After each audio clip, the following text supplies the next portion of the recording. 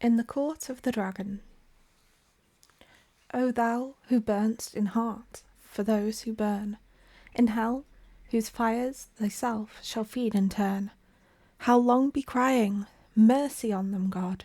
Why, who art thou to teach and he to learn? In the church of St. Barnaby, vespers were over. The clergy left the altar. The little choir boys flocked across the chancel and settled in the stalls.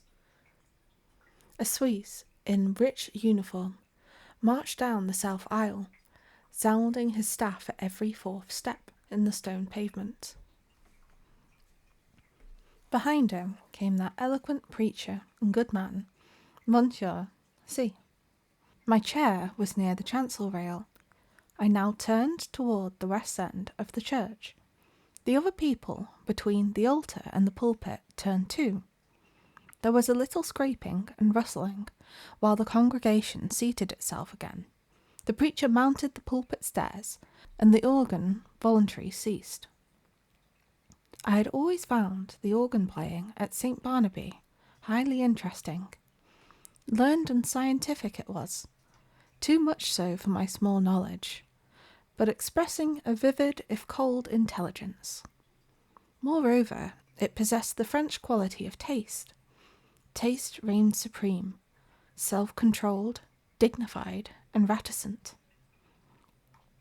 Today, however, from the first chord, I had felt a change for the worse, a sinister change. During Vespers it had been chiefly the chancel organ which supported the beautiful choir, but now and again, quite wantonly as it seemed, from the West End gallery, where the great organ stands, a heavy hand had struck across the church at the serene peace of those clear voices. It was something more than harsh and dissonant, and it betrayed no lack of skill. As it recurred again and again, it set me thinking of what my architect's books say about the custom in early times to consecrate the choir as soon as it was built, and that the nave, being finished sometimes half a century later, often did not get any blessing at all. I wondered idly that, if that had been the case at St. Barnaby, and whether something not usually supposed to be at home in a Christian church might have entered undetected and taken possession of the West Gallery. I had read of such things happening too, but not in works on architecture. Then I remembered that St. Barnaby was not much more than 100 years old, and smiled at the incongruous association of medieval superstitions with that cheerful little piece of 18th century rococo. But now Vespers were over, and there should have followed a few quiet chords, fit to accompany meditation, while we waited for the sermon. Instead of that, the discord at the lower end of the church broke out with the departure of the clergy, as if now nothing could control it. I belong to those children of an older and simpler generation, who do not love to seek for psychological subtleties in art, and I have ever refused to find in music anything more than melody and harmony. But I felt that, in the labyrinth of sounds now issuing from that instrument, there was something being hunted. Up and down the pedals chased him, while the manuals blared approval. Poor devil, whoever he was, there seemed small hope of escape. My nervous annoyance changed to anger. Who was doing this? How dare he play like that in the midst of divine service? I glanced at the people near me. No one appeared to be in the least bit disturbed. The placid brows of kneeling nuns still turned towards the altar, lost none of their devout abstraction under the pale shadow of their white headdress. The fashionable lady beside me was looking expectantly at Monseigneur C. For all her face betrayed, the organ might have been singing an Ave Maria. But now at last, the preacher had made the sign of the cross and commanded silence. I turned to him gladly. Thus far I had not found the rest I had counted on when I entered St. Barnaby that afternoon. I was worn out by 3 nights of physical suffering and mental trouble. The last had been the worst, and it was an exhausted body and a mind benumbed and yet acutely sensitive, which I had brought to my favourite church for healing, for I had been reading The King in Yellow. The sun ariseth, they gather themselves together, and lay them down in their dens. Monsieur C. delivered his next text in a calm voice, glancing quietly over the congregation. My eyes turned, I knew not why, toward the lower end of the church. The organist was coming from behind his pipes and passing along the gallery on his way out. I saw him disappear by a small door that leads to some stairs which descend directly to the street. He was a slender man, and his face was as white as his coat was black. Good riddance, I thought, with your wicked music. I hope your assistant will play the closing voluntary. With a feeling of relief, with a deep, calm feeling of relief, I turned back to the mild face in the pulpit and settled myself to listen. Here at last was the ease of mind I longed for. My children, said the preacher, one truth the human soul finds hardest of all to learn, that it has nothing to fear. It can never be made to see that nothing can really harm it. Curious doctrine, I thought, for a Catholic priest. Let us see how he will reconcile with the fathers.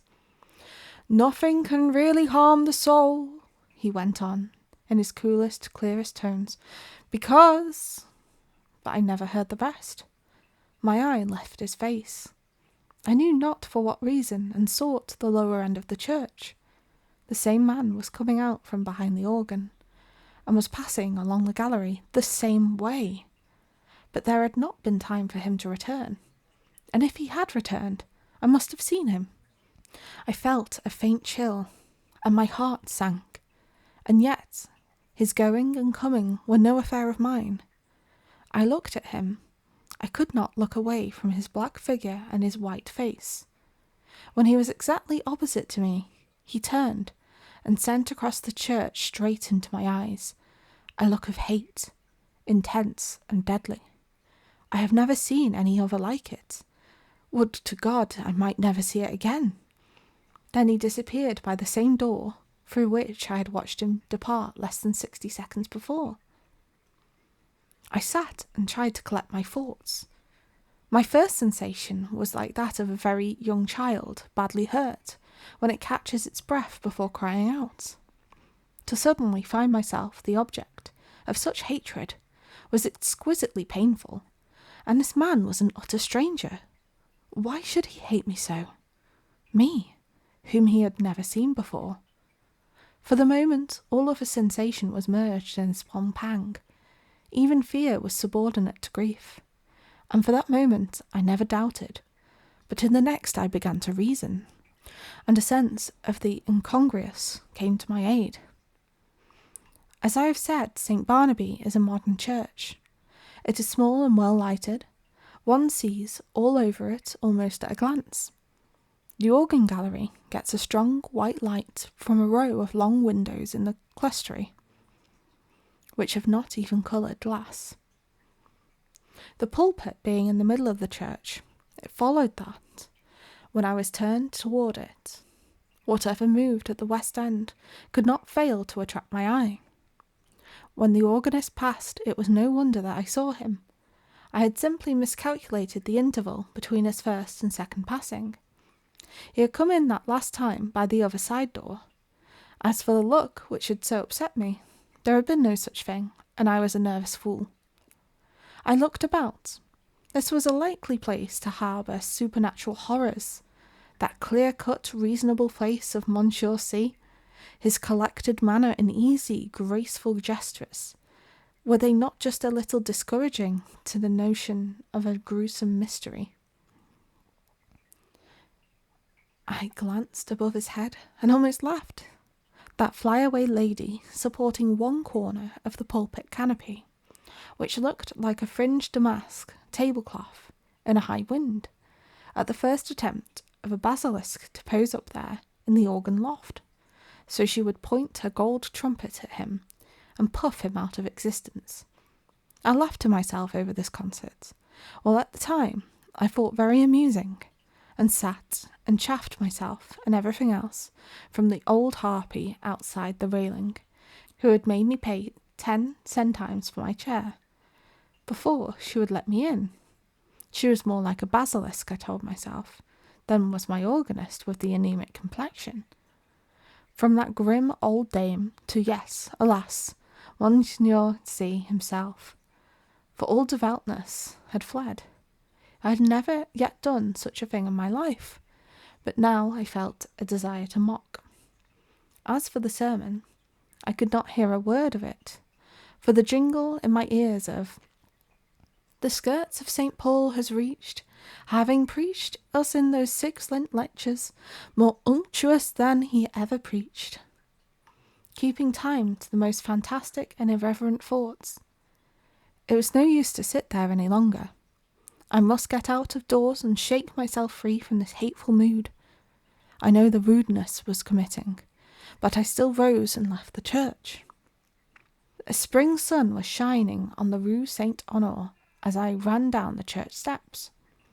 On one corner stood a barrow full of yellow jonquils, pale violets from the Riviera, dark Russian violets, and white Roman hyacinths, and a golden cloud of mimosa. The street was full of Sunday pleasure seekers. I swung my cane and laughed with the rest. Someone overtook and passed me. He never turned, but there was the same deadly malignity in his white profile that there had been in his eyes. I watched him as long as I could see him. His lithe back expressed the same menace.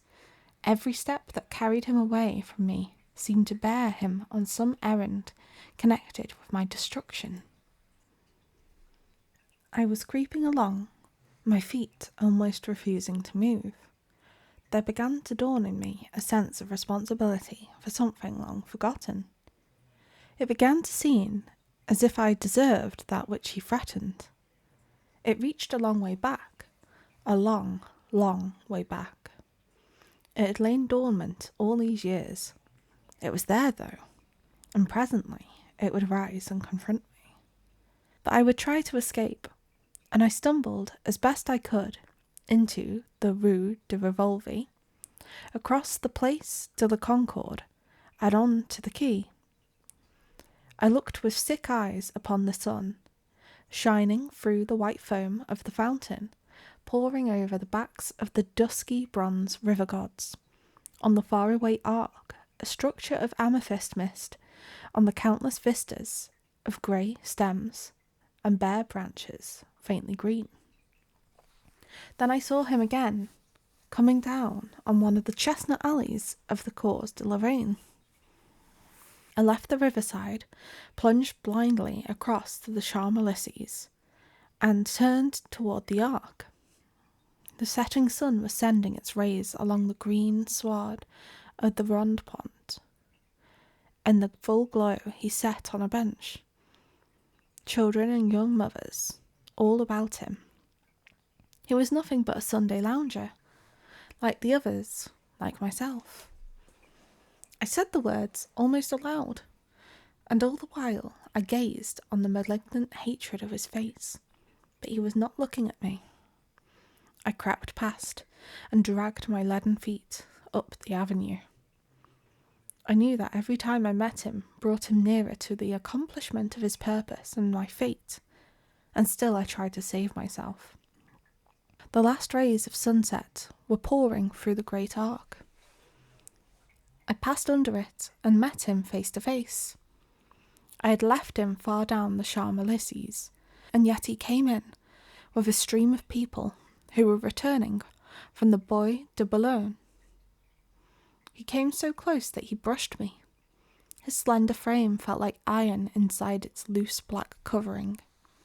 He showed no signs of haste, nor of fatigue, nor of any human feeling.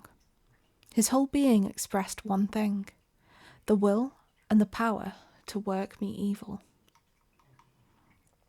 In anguish I watched him where he went down the broad, crowded avenue, that was all flashing with wheels, and the trappings of horses, and the helmets of the Garde Républicaine. He was soon lost to sight. Then I turned and fled, into the buoy, and far out beyond it. I know not where I went, but after a long while, as it seemed to me, night had fallen, and I found myself sitting at a table before a small cafe. I had wandered back into the buoy. It was hours now since I had seen him.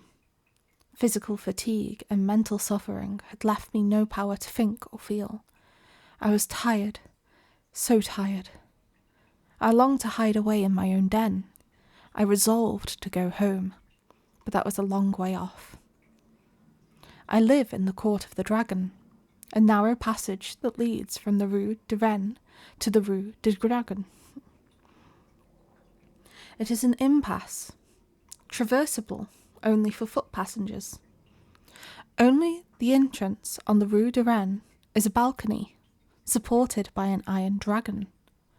Within the court, tall old houses rise on either side, and close the ends that give on the true streets.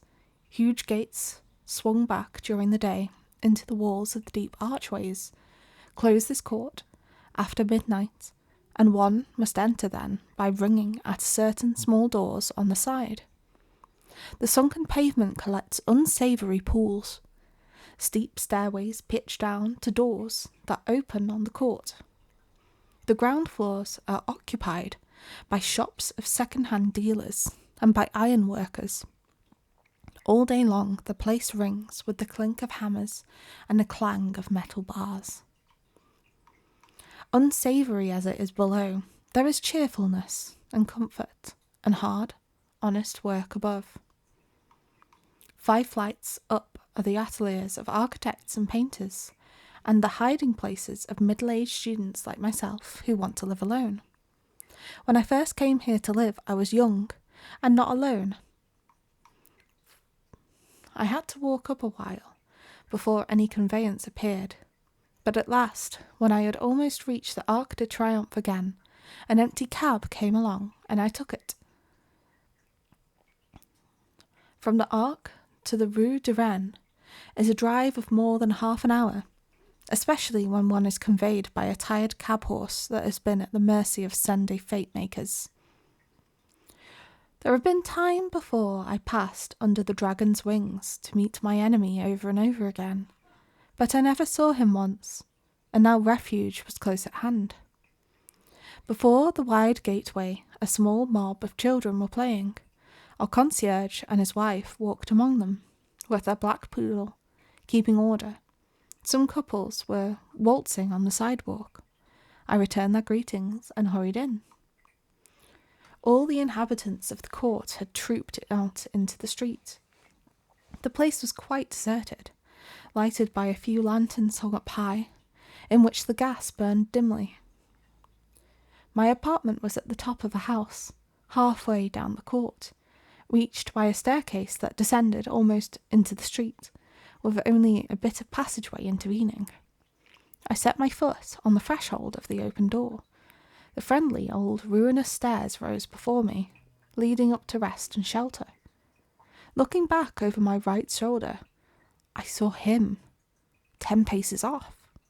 He must have entered the court with me.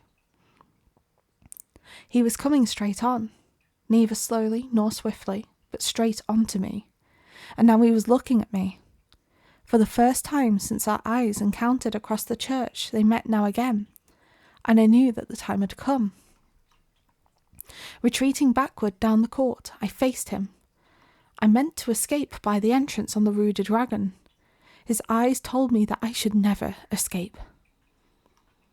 It seemed ages while we were going, I retreating, he advancing, down the court in perfect silence.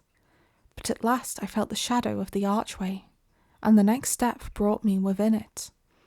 I had meant to turn here and spring into the street, but the shadow was not that of an archway, it was that of a vault. The great doors on the Rue de Dragon were closed. I felt this by the blackness which surrounded me, and at the same instant I read it in his face. how his face gleamed in the darkness, drawing swiftly nearer. The deep vaults, the huge closed doors, their cold iron clamps were all on his side.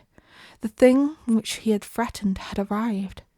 It gathered and bore down on me from the fathomless shadows, the point from which it would strike in his infernal eyes. Hopeless, I set my back against the barred doors and defied him. There was a scraping of chairs on the stone floor, and a rustling as the congregation rose. I could hear the sous staff in the south aisle, preceding Monsieur C to the sacristy. The kneeling nuns, roused from their devout abstraction, made their reverence and went away. The fashionable lady, my neighbour, rose also with graceful reserve. As she departed, her glance just flitted over my face in disapproval. Half dead, or so it seemed to me, yet intensely alive to every trifle.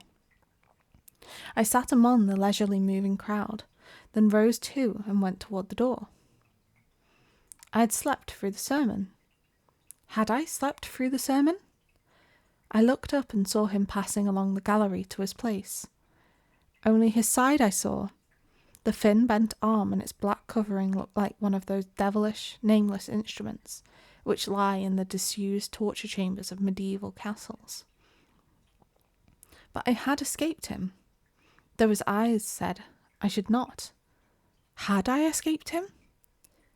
That which gave him the power over me came back out of oblivion, where I had hoped to keep it. For I knew him now, death and the awful abode of lost souls, whither my weakness long ago had sent him. They had changed him for every other eye, but not for mine. I had recognised him almost from the first. I had never doubted what he was come to do. And now I knew, while my body sat safe in the cheerful little church, he had been hunting my soul in the court of the dragon. I crept to the door. The organ broke out overhead with a blare. A dazzling light filled the church, blotting the altar from my eyes. The people faded away. The arches, the vaulted roof vanished. I raised my seared eyes to the fathomless glare, and I saw the black stars hanging in the heavens, and the wet winds from the lake of Hali chilled my face. And now, far away, over leagues of tossing cloud waves, I saw the moon dripping with spray, and beyond, the towers of Carcosa rose beyond the moon.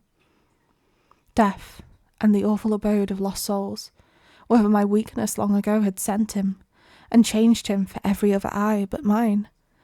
And now I hear his voice, rising, swelling, thundering through the flaring lights. And as I fell, the radiance increasing, poured over me in waves of flame. Then I sank into the depths, and I heard the King in Yellow whispering to my soul, "It is a fearful thing to fall into the hands of the living God."